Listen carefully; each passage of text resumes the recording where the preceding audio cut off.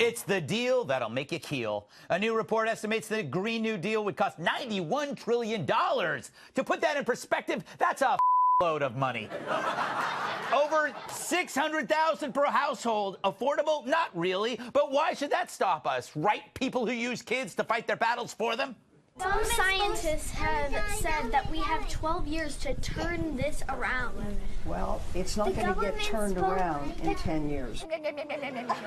That's a predicament.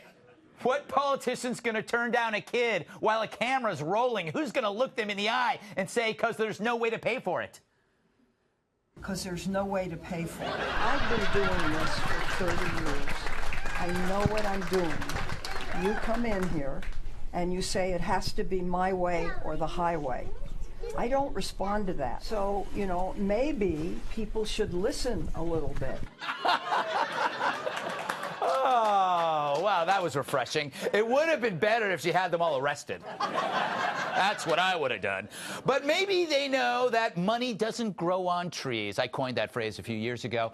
And if you want something really big, you got to make sure you can pay for it. How do you raise $93 trillion? By making some tough choices. Attention all Americans, get your wallet ready for the planet-friendly, coal-busting, air-cleaning, higher-educating, bullet-train-building Green New Deal. It's the blowhard progressive's vision for the future, so it must be a good idea. With an estimated $93 trillion price tag, it'll only cost quintuple last year's entire GDP.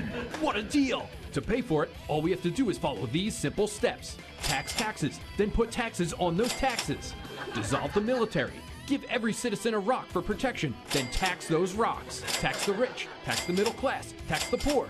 Make babies pay taxes while still in the womb. Import nothing, export dirt. Search all mattresses. Make toilet paper out of clothes. Make clothes out of toilet paper. Take your kids' lunch money. Tax breathing.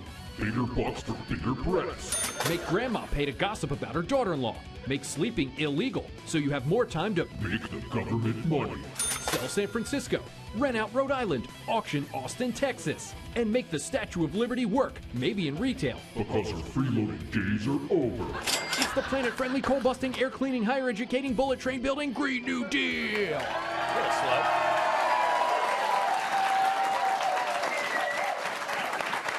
Joe, is this just a fantastic dream or just pure insanity? I am in love with Gangsta Diane. To see their crestfallen little faces was so delicious. Yes. Because not only are we seeing legislation that's being promoted by children, it actually looks like it was written by children. Because it sounds like a child who popped a bunch of Adderall and then sat on Santa's lap and then got on a roll with what they were asking for and said, no, I want a pony, and I want a PlayStation, and I want to go to Disney. And if you look at it, there's no way this stuff isn't going to break every possible bank. Yeah. And you see how intersectionality makes things untenable. Because you can always say, well, what's the effect of curly light bulbs on transgendered athletes? And how do gluten-free school lunches affect? It's like you're not going to get anything done with this nonsense. No, and that's the beauty of it. You know, I would have been great if she had ended her tirade on the kids with some hard facts about Santa and the Easter Bunny. And she said, before I go, you know that fat guy in the red suits?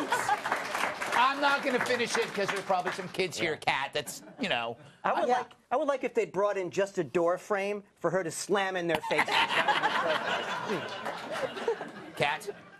I just think AOC has completely lost her marbles. I think she's living in banana land. Earlier this week, she called herself the boss for coming up with the Green New Deal. How are you the boss for coming up with a plan that doesn't work? Yes. Like, are you sure that the Green New Deal's not like what you're putting in your pipe and smoking every day? I don't understand. I can come up with plenty of plans that don't work. How about we fly around on unicorns instead of airplanes? How about instead of gasoline, we use fairy dust we get from Tinkerbell? How about we get Harry Potter to come over and wizard away all the emissions from the cow fart she's so concerned about?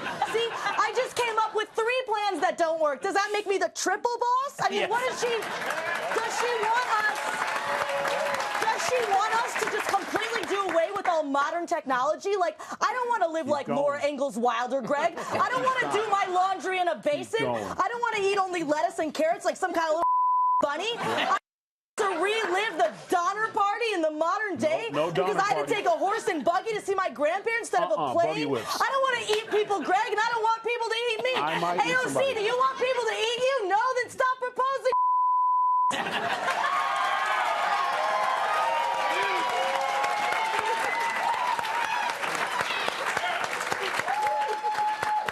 I think you turned a new shade of red.